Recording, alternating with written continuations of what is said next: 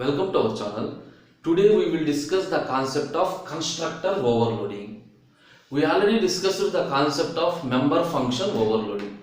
What do you mean by member function overloading? The same function is defined in multiple ways.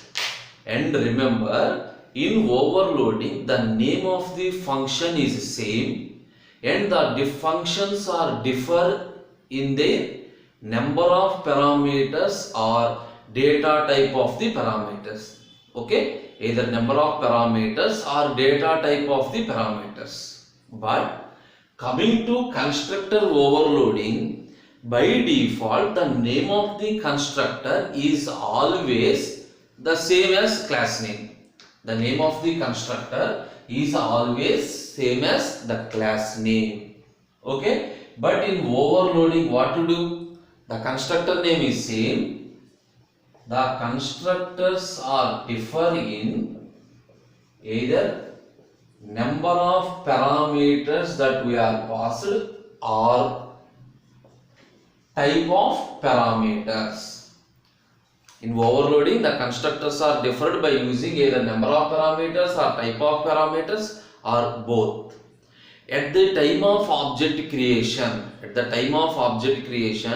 depending upon the values we are passing, the corresponding constructor is called. Depending on the value we are passing, the corresponding constructor is called. Now check with one example. Class sample int a comma b. Remember, here I am not specifying any access specifier. So by default the access specifier is private. Even though we are not specifying, by default the access specifier is private. Now public sample int some x. Sample int some x. A is equal to x. Suppose b is equal to some x plus 5. So here the equation is completely your choice. Simply one normal equation. Okay. So definition. The definition is completely your wish. Sample. The name of the constructor is same. Suppose into x comma into y. See, here I have one parameter. Here I am using two parameters. So a is equal to x, b is equal to y. A is equal to x, b is equal to y. Here you can write this in any number of times. That is any number of constructors. Suppose one parameter, two parameters are different data types. For example, float x comma float y. A is equal to x, b is equal to y. Suppose even though there is some typecasting, okay, we can write in any number of constructors. That is completely our wish. I am considering a simple example. One parameter, two parameters. Close the class. I am closing the class. Okay. Now int main, create an object sample s1 of some 3. What is the meaning of this one? Here how they are overloaded? Name of the constructor is same but different in number of parameters.